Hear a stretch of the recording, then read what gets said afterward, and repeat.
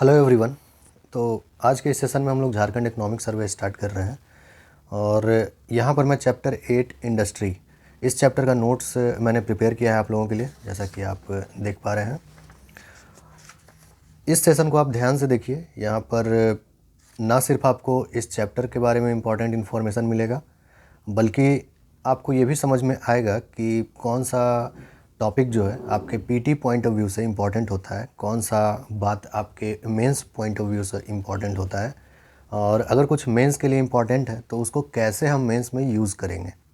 Okay, तो उन topics के बारे में भी हम यहाँ पर बात करेंगे। प्लस मेंस में अगर लिखते हैं उसको अपने आंसर में, तो उसको प्रेजेंट कैसे करेंगे।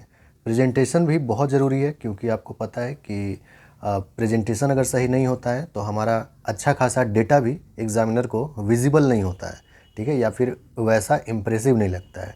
तो हम ये भी समझने की कोशिश करेंगे कि अगर हमारे पास कोई डेटा हमको पता है तो उस डेटा को हम कैसे प्रेजेंट करेंगे अपने आंसर शीट में। तो ये बहुत इंपॉर्टेंट सेशन रहने वाला है। हिंदी में मैं एक्सप्लेन करते जाऊंगा हर एक चीज़, जो कि इंग्लिश में नोट्स है, तो ऐसा नहीं समझना है कि मैं इंग्लिश में ही आपको बताऊंगा इन चीज़ों को। सबसे बेस्ट वे ये रहेगा इस चैप्टर को सीखने का या समझने का, या जो भी बातें मैं अभी बताने वाला हूँ उसको समझने और सीखने का, वो ये है कि आप साथ में इस नोट को आप खुद से बनाते जाइए, तो वो बेस्ट वे रहेगा। आपको बिल्कुल याद हो जाएगा अभी ये चैप्टर, और ये चैप्टर का काम ओवर हो जाएगा। बस रिवीजन रहेगा, जो कि आप कभी भी अभी से लेकर मेंस तक या पीटी तक कर सकते हैं। वो बेस्ट मेथड रहेगा, ठीक है। तो इस सेशन को फिर स्टार्ट करते हैं और इंडस्ट्री चैप्टर को थोड़ा सा समझने की कोशिश करते हैं, ठीक है। इंडस्ट्री जो चैप्टर है आपका, ये एक बहुत ही इंपॉर्टेंट टॉपिक है। चाहे झारखंड का इंडस्ट्री से रिलेटेड मेंस में क्वेश्चन पूछा जाए या फिर पीटी में क्वेश्चन पूछा जाए, और पीटी में भी काफ़ी क्वेश्चन पूछा गया था लास्ट टाइम 7th जेपीएससी में भी काफ़ी क्वेश्चन प्रीलिम्स में पूछा गया था। इनफैक्ट मुझे जहाँ तक मैंने एनालिसिस किया था, जहाँ तक मुझे याद आ रहा है, तकरीबन 10 से 12 या उससे भी ज़्यादा क्वेश्चन डायरेक्टली इकोनॉमिक सर्वे से बनाया जा सकता था वहाँ पर। ऑलराइट, तो फिर इसको समझते हैं। और मेंस में तो खैर इंपॉर्टेंट है ही, इस बार भी मेंस में काफ़ी मतलब पूरा आंसर जो है आप इसके डेटा के हेल्प से वहाँ पर लिख सकते थे, है ना, इकोनॉमिक सर्वे के डेटा के हेल्प से। तो फिर स्टार्ट करते हैं इस सेशन को और समझते हैं कि क्या कुछ यहाँ पर आपको सीखना चाहिए। सीखना इम्पॉर्टेंट है, ठीक है। नोट्स वगैरह ये सब तो मार्केट में मिल ही जाता है, बट फिर भी उससे काम बनता नहीं है लोगों का, है ना, क्योंकि आपको आइडिया नहीं होता है कि आखिर उसका यूज़ कैसे करना है। पढ़ लेना कोई बड़ी बात नहीं है, पढ़ना तो सबसे ईजीएस्ट ऑफ द टास्क है ना, वो सबसे आसान टास्क है। उसको एग्ज़ामिनेशन में सही तरीके से इम्प्लीमेंट करना, यूज़ करना, वो ज़्यादा इम्पॉर्टेंट है। तो आज मैं वही आप लोगों को यहाँ पर थोड़ा सा बताने का प्रयास करूँगा। ऑलराइट, तो सबसे पहले ये जो चैप्टर है इंडस्ट्री, ये स्टार्ट होता है एक छोटा सा राइटअप है कोविड-19 पैंडेमिक का। क्या इम्पैक्ट रहा था इकोनॉमी और डेवलपमेंट वर्क्स पे, यानी कि जो भी आर्थिक और विकास का काम यहाँ चल रहा था उस पर कोविड-19 पैंडेमिक का इफ़ेक्ट रहा, उसके बारे में थोड़ा सा राइटअप दिया हुआ था। इसका कहना है कि ये क्यों अफेक्ट हुआ था डेवलपमेंट वर्क्स और economic activities due to disruption in the supply chains and crash in aggregate demand. अब देखिए, आपका मेंस एग्जामिनेशन के लिए आपके लिए फर्स्ट लेसन जो है यहाँ पर, जो मैं आपको बताना चाहता हूँ वो ये है कि हमेशा जब भी आप किसी टॉपिक का आंसर लिख रहे हैं, जिस सब्जेक्ट का आंसर लिख रहे हैं, तो उस सब्जेक्ट के स्पेसिफिक पॉइंट्स को यूज़ कीजिए। Subject specific points, subject specific terms, subject specific words, sentences. जैसे कि आप इसको सप्लाई चेन्स, एग्रीगेट डिमांड, अब अगर आप इकोनॉमी में आंसर लिख रहे हैं तो इन सब टर्म्स का आपको यूज़ करना चाहिए। इससे जो है आपका नॉलेज का डेप्थ भी झलकता है एग्जामिनर को, और प्लस आपका आंसर भी जो है ज़्यादा इंप्रेसिव लगता है, ठीक है। पॉलिटी का आंसर लिख रहे हैं तो बिल्कुल उसी तरह से आप पॉलिटी के बुक्स पढ़ते हैं, आप पाएंगे कि जो सेम बात है वो अलग अलग कंटेक्स्ट में, जब आप अलग अलग सब्जेक्ट के कंटेक्स्ट में उसको पढ़ते हैं तो उन बातों का जो लिखने के लिए जिन शब्दों का चयन किया जाता है वो शब्द बदल जाते हैं, ठीक है। तो हमेशा कोशिश कीजिए कि सब्जेक्ट स्पेसिफिक वर्ड लिखने का, ठीक है। जैसे disruption in the supply chain हुआ, यानी कि सप्लाई चेन मतलब जो आपका आपूर्ति श्रृंखला है वो जो है उसमें डिसरप्शन हुआ, उसमें बाधा हुआ, जिसकी वजह से economic and development works affect हुआ था। सिमिलरली एग्रीगेट डिमांड, यानी कि आपको पता है उस वक्त कोविड-19 क्राइसिस के दौरान काफ़ी ज़्यादा इनकम लेवल्स जो हैं लोगों के उनमें गिरावट दर्ज किया गया था। तो इसकी वजह से एग्रीगेट डिमांड भी जो है वो अफेक्ट हुआ था, उसमें क्रैश हुआ था, यानी कि वो कम हो गया था और उसकी वजह से भी इकोनॉमिक एक्टिविटीज़ अफेक्ट हुए थे। ऑलराइट, तो एक छोटा सा राइटअप था, इसको आप कहीं भी अपने आंसर में लिख सकते हैं, जैसे इंट्रोडक्शन या फिर कंक्लूज़न वगैरह जैसे जगहों पर। ठीक है, ऑलराइट। नेक्स्ट जो टॉपिक यहाँ पर कवर किया हुआ था वो था Jharkhand industrial and investment promotion policy के बारे में। इसके बारे में कुछ 2-3 इंपॉर्टेंट पॉइंट्स मैं अभी आपको बता दूंगा यहाँ पर, और अगर आप इसको डिटेल में देखना चाहते हैं तो एक वीडियो मैंने इस पर ऑलरेडी बनाया हुआ है डिटेल में, काफ़ी इकोनॉमिक सर्वे में भी काफ़ी डिटेल में दिया हुआ है, वहाँ से भी आप पढ़ सकते हैं और उस वीडियो को भी आप देख सकते हैं। ऑलराइट, वीडियो का लिंक मैं डिस्क्रिप्शन में दे दूँगा। इकोनॉमिक सर्वे में जो इंपॉर्टेंट पॉइंट्स मुझे लगा आपके बताने लायक वो ये कि उसमें इंडस्ट्रियल पार्क्स, एम्प्लॉयमेंट और इन्वेस्टमेंट के ऊपर कुछ फैक्ट्स दिए हुए थे जो आपके एग्ज़ाम पॉइंट ऑफ व्यू से इम्पॉर्टेंट है। ठीक है, उसको हम लोग अभी यहाँ पर डिस्कस कर लेते हैं। आपको पता है कि जो पिछला इंडस्ट्रियल पॉलिसी था वो 2016 में आया था और वो ऑपरेशनल रहा था 1 अप्रैल 2016 से लेकर 31 मार्च 2021 तक। ठीक है, 5 साल का वो पॉलिसी था। उसके एक्सपायर होने के बाद नया पॉलिसी बना है। ऑलराइट, तो इस पॉलिसी के बारे में आप पढ़ लीजिएगा, ये बहुत इंपॉर्टेंट है आपके आने वाले एग्जाम के लिए। मैं लिंक दे दूंगा, वहाँ से नोट्स आप बना लीजिएगा। अगर उसको यहाँ पर डिस्कस करने लगेंगे पूरा क्या ऑब्जेक्टिव है उसका, क्या स्ट्रेटजी है, क्या गोल्स है, तो फिर जो है सो पूरा सेशन उसी में चला जाएगा। तो कुछ इंपॉर्टेंट पॉइंट्स हैं जो यहाँ पर मैं आपको बता दे रहा हूँ। जैसे इंडस्ट्रियल पार्क्स के बारे में है, जो भी पीपीपी या जॉइंट वेंचर या प्राइवेट इंडस्ट्रियल पार्क्स बनाए जाएंगे उससे संबंधित कुछ क्राइटेरिया है कि ये क्राइटेरिया फुलफिल होगा तभी वो इंडस्ट्रियल पार्क सेटअप किया जा सकता है। क्राइटेरिया में एक है कि कम से कम 50 एकड़, मिनिमम 50 एकड़ एरिया में बना होना चाहिए इंडस्ट्रियल पार्क, और वहाँ पर कम से कम 15 इंडस्ट्रियल यूनिट यानी औद्योगिक इकाई कम से कम 15 होना चाहिए वहाँ पर। या फिर अगर सेक्टर स्पेसिफिक इंडस्ट्रियल पार्क है, यानी कि किसी पार्टिकुलर सेक्टर से रिलेटेड वो पूरा का पूरा इंडस्ट्रियल पार्क है, जैसे टेक्सटाइल से रिलेटेड या आईटी से रिलेटेड, तो फिर वहाँ पर 10 एकड़ कम से कम एरिया होना चाहिए और 5 इंडस्ट्रियल यूनिट के साथ शुरू किया जा सकता है। ठीक है, तो ये इंडस्ट्रियल पार्क से रिलेटेड कुछ इंपॉर्टेंट फैक्ट्स हैं जो कि आपके पीटी में भी आपको पूछा जा सकता है और पीटी पॉइंट ऑफ व्यू से भी इम्पॉर्टेंट है। ठीक है, ध्यान रखिएगा। ऑलराइट, नेक्स्ट है एम्प्लॉयमेंट के बारे में। तो लगभग 5 लाख एम्प्लॉयमेंट जनरेट करने का यहाँ पर बात किया गया है इस इंडस्ट्रियल पॉलिसी में। और इन्वेस्टमेंट का जहाँ तक बात है तो लगभग 1 लाख करोड़ से भी ज़्यादा का इन्वेस्टमेंट यहाँ पर अट्रैक्ट करने का बात किया गया है। ठीक है, इन्वेस्टमेंट, निवेश, एम्प्लॉयमेंट, रोजगार, इंडस्ट्रियल यूनिट्स, औद्योगिक इकाई। ठीक है, तो इस तरह से आप अपना नोट्स बना लीजिए। ऑलराइट, आगे देखते हैं।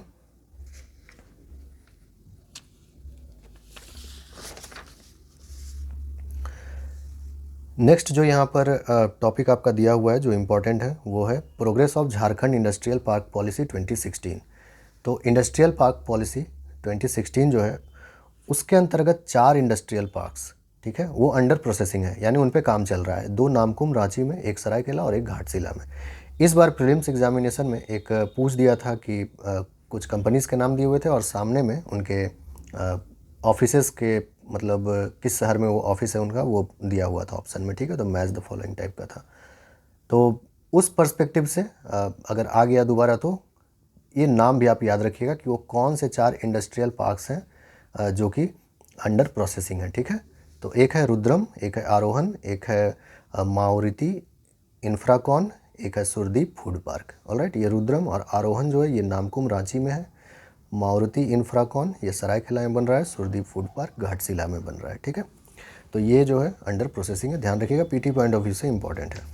या कहीं पर आप अगर बता रहे हैं कि क्या कुछ डेवलपमेंट हुआ है झारखंड में भी इंडस्ट्रियल सेक्टर में रिसेंट में, अगर ऐसा कुछ कहीं पर मेंस में भी आपका आंसर क्वेश्चन है तो आप वहाँ पर बता सकते हैं कि 4 इंडस्ट्रियल पार्क्स जो हैं वो अंडर प्रोसेसिंग है या उन पर काम चल रहा है। ठीक है, इंडस्ट्री इंडिकेटर्स नेक्स्ट टॉपिक था जिसमें कि इसको कंपाइल किया गया है हैंडबुक ऑफ स्टैटिस्टिक्स आरबीआई के द्वारा वहाँ से।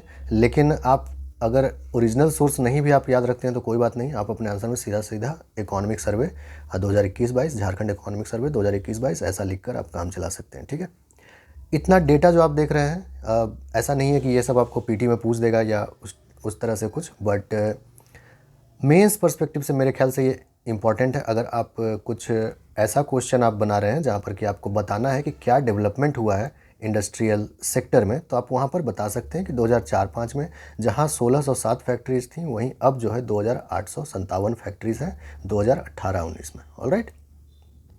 उसी तरह जहाँ 2004-05 में 1,17,000 तकरीबन वर्कर्स काम कर रहे थे इन फैक्ट्रीज़ में, वहीं अब 1,72,000 के अराउंड वर्कर्स काम कर रहे हैं। एकदम बिल्कुल यूनिट प्लेस तक सबको याद रखना ऐसा कोई ज़रूरी नहीं है, ठीक है। और सारा पॉइंट भी याद रखना ज़रूरी नहीं है, लिख दिया हूँ जस्ट फॉर योर रेफरेंस, लेकिन आपको अपना बात बस वहाँ समझाना है, ठीक है, जब भी आप मेंस में कोई आंसर लिखते हैं तो। ऑलराइट। तो इंडस्ट्री इंडिकेटर्स में मेंस पर्सपेक्टिव से ये इंपॉर्टेंट है, थोड़ा सा इसको देख लेंगे एक दो बार तो याद हो जाएगा कि लगभग 1600 फैक्ट्रीज था और लगभग 15 साल बाद 2800 फैक्ट्रीज है, तो थोड़ा सा बेहतर तो हुआ है सिचुएशन इंडस्ट्री का। ऑलराइट। नेक्स्ट जो टॉपिक दिया हुआ था वो MSME सेक्टर को लेकर है। MSME सेक्टर एक इम्पॉर्टेंट आप कह सकते हैं कि सेक्टर है जहाँ तक कि क्वेश्चन का सवाल है। MSME से काफ़ी क्वेश्चन पूछा जाता है। तो क्लासिफिकेशन क्राइटेरिया पहले दिया हुआ था वहाँ पर कि क्या कुछ क्लासिफिकेशन क्राइटेरिया यानी माइक्रो, स्मॉल और मीडियम किसको कहते हैं, ठीक है।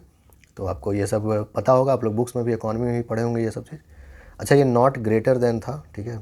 हर जगह मैंने ये लेस देन का सिंबल दे दिया है, और लगभग ठीक है बट पूरी तरह से नहीं है ना। इस सिंबल का इस्तेमाल कीजिएगा, नॉट ग्रेटर देन, है ना। यानी माइक्रो के लिए 1 करोड़ से ज़्यादा का इन्वेस्टमेंट नहीं होना चाहिए और 5 करोड़ से ज़्यादा का टर्नओवर नहीं होना चाहिए, ठीक है। इसको सारा जगह आप वो वाला सिंबल यूज़ कीजिएगा, ये वाला, ठीक।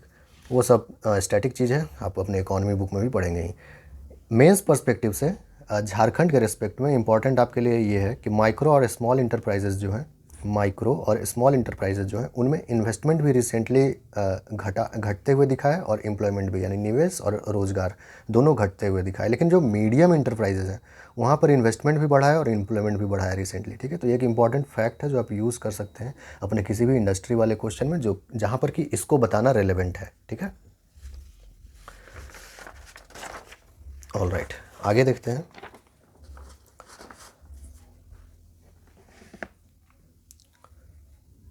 अच्छा, जब भी आप इकॉनमी में किसी डेटा को अपने आंसर शीट में लिखते हैं तो उस डेटा को ऐसे प्रेजेंट कीजिए कि वो डेटा एटलीस्ट विजिबल हो, ठीक है, इफेक्टिवली विजिबल हो एग्जामिनर को। और इकॉनमी में कोई भी 2 साल का जब आप डेटा कंपेयर करते हैं तो ये मुझे लगता है सबसे बेहतर तरीका है लिखने का कि आप दोनों साल का ऊपर में आप लिख दें और उसके बाद उन पैरामीटर्स को लिखें जिसको कि आप बताना चाह रहे हैं कि ये चेंजेस आया है। उसके बाद फिर आप लाइन इस तरह से डालकर और लिख सकते हैं दोनों ईयर्स के बीच, मतलब तुलनात्मक जो आपको दिखाना है वो आप दिखा सकते हैं, ठीक है। तो ये बेस्ट मेथड है मेरे ख्याल से। और इसी तरह कुछ यूनिट्स के बारे में था अभी MSME सेक्टर वाले पर, तो यहाँ पर कुछ यूनिट्स के बारे में कुछ औद्योगिक इकाई का संख्या के बारे में बताया हुआ है कि 2014-15 में 2,599 यूनिट्स था और 2019-20 में 2,873 यूनिट्स हो गया। सिमिलरली इन्वेस्टमेंट के बारे में बताया हुआ है, अप्रॉक्सीमेटली मैंने लिखा है, डेटा कुछ और था, बट आप इस तरह से यूज़ कर सकते हैं। तो पॉइंट ये है कि 1-2 पॉइंट याद रखेंगे ताकि आप अपना इंडस्ट्री से संबंधित किसी बात को अगर आप मेंस में बता रहे हैं तो वहाँ पर आप इस तरह से डेटा को प्रस्तुत करके और अपना आंसर जो है थोड़ा सा ज़्यादा उसमें वेट दे सकते हैं, ठीक है। सिमिलरली आप देखिए कि एक बहुत इंपॉर्टेंट फैक्ट है जिसको आप कंक्लूज़न वगैरह में सजेशन के तौर पर, सुझाव के तौर पर आप दे सकते हैं। जैसे 2,873 जो यूनिट्स 2019-20 में थी, उनमें से 2,648 जो है वो माइक्रो यूनिट्स थे, ओके। और मीडियम यूनिट्स जिनमें कि इन्वेस्टमेंट पोटेंशियल सबसे ज़्यादा होता है वो मात्र 11 थे। तो कहीं ना कहीं आप सुझाव में बता सकते हैं कि ज़्यादा एम्प्लॉयमेंट जनरेशन पोटेंशियल, ज़्यादा निवेश का पोटेंशियल जो है, संभावना जो है वो मीडियम इंडस्ट्रीज़ में है, तो वहाँ पर इसका संख्या को बढ़ाना एक अच्छा आप कह सकते हैं कदम हो सकता है। तो आप इस तरह से इन डेटा का यूज़ कर सकते हैं अपने मेंस के आंसर में। ऑलराइट, अगेन हर एक बात याद रखना उतना ज़रूरी नहीं है। उसी तरह देखिए एक और डेटा था दूसरे सोर्स से आपके इकोनॉमिक सर्वे में दिया हुआ कि employment in medium and small scale industries, तो 2001-2 में 2.75 यानी लगभग 3.25 लाख एम्प्लॉयड थे इनमें, इन सेक्टर्स में, और 2015-16 में लगभग 25 लाख एम्प्लॉयड थे। तो अगेन एक अच्छा कॉम्पिटिटिव डेटा है जिसको अगर आप ध्यान रखेंगे तो आप कहीं पर इसको इस्तेमाल कर सकते हैं इंडस्ट्रियल डेवलपमेंट को दिखाने के लिए कि क्या कुछ हुआ है या फिर क्या कुछ होने का और गुंजाइश है यहाँ पर। ऑलराइट, तो मोस्टली जो MSME सेक्टर पे हम लोग देखें ये जो है आपके मेंस के लिए यहाँ पर पॉइंट्स इंपॉर्टेंट थे। ऑलराइट, ठीक है। नेक्स्ट जो टॉपिक वहाँ पर डिस्कस किया हुआ था वो था स्फूर्ति स्कीम के बारे में। अब स्फूर्ति स्कीम जो है वो उसका फुल फॉर्म होता है the scheme of fund for regeneration of traditional industries, यानी पारंपरिक इंडस्ट्रीज़ जो है उनके रीजनरेशन पुनरुत्थान के लिए कह सकते हैं आप एक फ़ंड का एक स्कीम है, ठीक है, कैसे उनको फंड प्रोवाइड किया जाए। तो मिनिस्ट्री ऑफ एमएसएमई के द्वारा ये संचालित होता है और इसका नोडल एजेंसी जो इसको इम्प्लीमेंट करता है वो है KVIC, khadi and village industries commission, जानते होंगे आप लोग। झारखंड में 2016-17 में इसको लागू किया गया था इस स्कीम को अगरबत्ती और सिल्क क्षेत्र में, ठीक है, सिल्क इंडस्ट्री और अगरबत्ती इंडस्ट्री के क्षेत्र में इसको स्टार्ट किया गया था। सक्सेसफुल होने के बाद फिर food processing, gold, silver, jewellery, bamboo और बैम्बू हैंडीक्राफ्ट्स वगैरह में भी इसको एम्प्लॉय किया गया, ठीक है। तो ये सब कुछ स्कीम्स के बारे में है जो कि अक्सर पीटी में भी पूछा जाता है आपको, और मेंस में तो आप लिख ही सकते हैं इन बातों को। ऑल राइट, नेक्स्ट जो यहाँ पर दिया हुआ था वो है आपका पीएम एम्प्लॉयमेंट गारंटी प्रोग्राम, और इसमें अगर देखिए तो एम याद रखिए, कई बार 3-4 स्टेटमेंट पीटी में भी दिया हुआ रहता है कि क्या कुछ एम है या क्या गलत है, इसमें से 4 पॉइंट दे देगा, कहेगा कौन सा गलत है। तो पता होना चाहिए आपको, इसमें जो है सेल्फ एम्प्लॉयमेंट जनरेट करना, ट्रेडिशनल पारंपरिक जो आर्टिजन्स हैं उनका एम्प्लॉयमेंट को इनकरेज करना, और वेज अर्निंग कैपेसिटी जो है यानी कि जो कमाई का जो कैपेसिटी है उसको इनकरेज करना, उसको बढ़ावा देना। इसको इम्प्लीमेंट स्टेट लेवल पर स्टेट केवीआईसी डायरेक्टरेट के द्वारा किया जाता है। स्टेट केवीआईबीज, केवीआईसी जैसा अभी पीछे मैंने बताया khadi and village industries commission, और यहाँ बी मतलब बोर्ड हो जाएगा, khadi and village industries board. All right, चलिए, और डीआईसीज़ के द्वारा भी इम्प्लीमेंट किया जाता है इसको, डिस्ट्रिक्ट इंडस्ट्रीज सेंटर्स है इसका फुल फॉर्म अगर आपको मैं बताऊँ तो।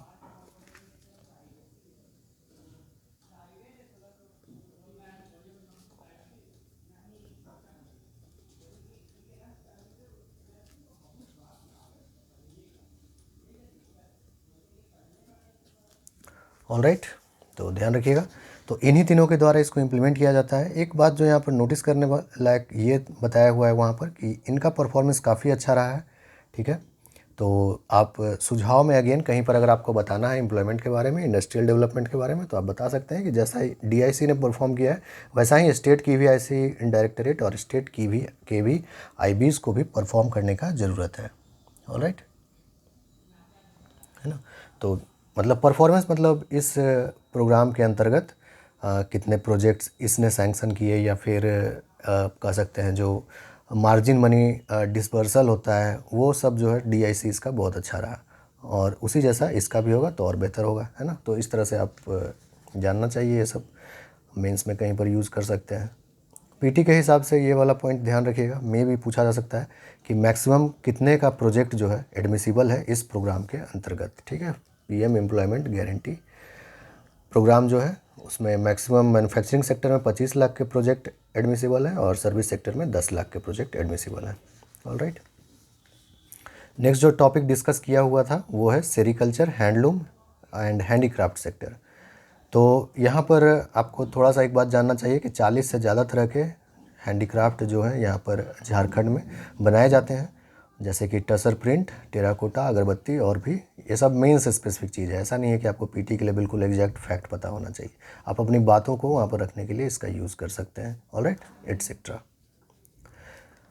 और कुछ इंपॉर्टेंट पॉइंट्स था जो आपके पीटी के लिए इंपॉर्टेंट है, मेंस में आप इस तरह से यूज़ कर सकते हैं कि अगर पूछा जाए कि इस सेक्टर में क्या कुछ किया गया है डेवलपमेंट के लिए, तो आप इन बातों को मेंशन कर सकते हैं कि 8 हैंडीक्राफ्ट रिसोर्स कम डेवलपमेंट सेंटर्स खोले गए हैं। अगेन पीटी के लिए ये फैक्ट इंपॉर्टेंट है, और कहाँ कहाँ खोला गया है वो इम्पॉर्टेंट है। झारखंड माटी कला बोर्ड का गठन किया गया है, कब किया गया है आप देख कर बताइएगा, कुछ होमवर्क भी कीजिए। Craft and design institute Ranchi में, ये अभी अंडर प्रोसेसिंग है, और इसको एनआईडी अहमदाबाद के सौजन्य से कह सकते हैं या उसके सपोर्ट से इसको बनाया जा रहा है, ठीक है। Craft and design institute Ranchi, again PT के लिए इंपॉर्टेंट हो सकता है। टसर सिल्क के प्रोडक्शन में आपको पता है कि झारखंड जो है लार्जेस्ट प्रोड्यूसर स्टेट है इंडिया में, लगभग 76.4% of all the production in India comes from Jharkhand. तो हालांकि 1-2 पेज के बाद सेम इसी साल के इकोनॉमिक सर्वे में ये इस नंबर को 43% शायद लिखा हुआ था, बट लास्ट ईयर के इकोनॉमिक सर्वे में मैंने चेक किया तो 76.4% ही है, ठीक है। तो यही वाला याद रखेंगे, 76.4% of total production of India comes from Jharkhand. Jharcraft याद रखेंगे कब हुआ था, याद नहीं रखेंगे बल्कि आप खोज कर बताइएगा कब इसका स्थापना हुआ था। और उसके बाद है फिर मुख्यमंत्री लघु कुटीर उद्यम विकास बोर्ड। ये मुझे लगता है कि वहाँ पर थोड़ा सा मिस्टेक या कुछ प्रिंटिंग हो सकता है। मुझे ऐसा लगता है मुख्यमंत्री लघु कुटीर एवं उद्यम विकास बोर्ड ये है, ठीक है, ये शायद गलत लिखा हुआ है। आप भी एक बार थोड़ा सा देखिएगा गूगल करके क्या है ये इन दोनों में से कौन सा सही है। मैंने जानबूझकर आप लोगों के लिए छोड़ दिया है ताकि कुछ काम आप भी करें, ताकि आपको और फर्दर जो है बेनिफिट हो। All right,